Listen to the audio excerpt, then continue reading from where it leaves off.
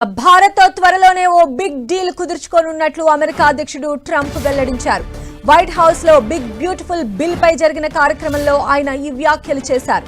ఈ సందర్భంగా చైనాతో వాణిజ్య ఒప్పందంపై సంతకాలు జరిగాయని అన్నారు ట్రంప్.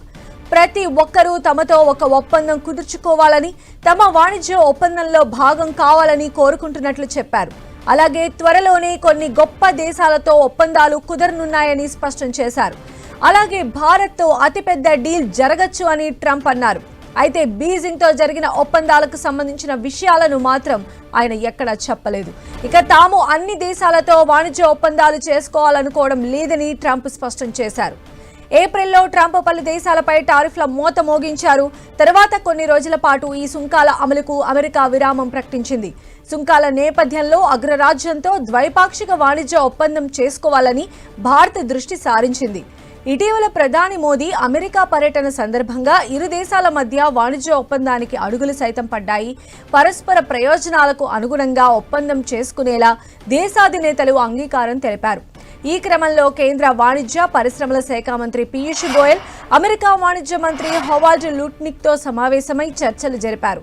ఈ ఏడాది సెప్టెంబర్, అక్టోబర్ నాటికి తొలిదశ ఒప్పందాన్ని ఖరారు చేయాలనే లక్ష్యంతో ఉన్నట్లు తెలుస్తోంది.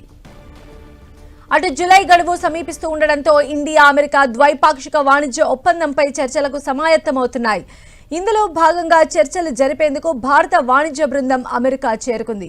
చీఫ్ నెగోషియేటర్ రాజేష్ అగర్వాల్ నేతృత్వంలోని ఈ బృందం 2 రోజుల పాటు వాషింగ్టన్లో అధికారులతో వరుస సమావేశాలు నిర్వహించనుంది.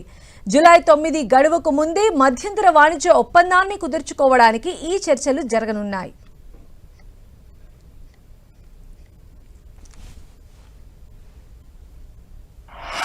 సో అమెరికా అధ్యక్షుడు ట్రంప్ చాలా కీలకమైనటువంటి ప్రకటన చేయడం మనం చూస్తూ ఉన్నాము. భారత్తో అతిపెద్ద డీల్, ట్రేడ్ డీల్ ఆయన కుదుర్చుకోబోతున్నట్టుగా హింట్ ఇచ్చారు. అయితే ఇక్కడ ఆయన ఒక విషయం చాలా క్లియర్గా చెప్పారు.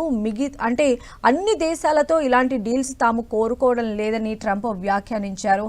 సో మొత్తంగా అమెరికా పెద్దన్న ట్రంప్ భారత్తో ఉండేటువంటి ట్రేడ్ డీల్కి సంబంధించి ఆయన హింట్ ఇచ్చినట్టుగా మనం భావించవచ్చు.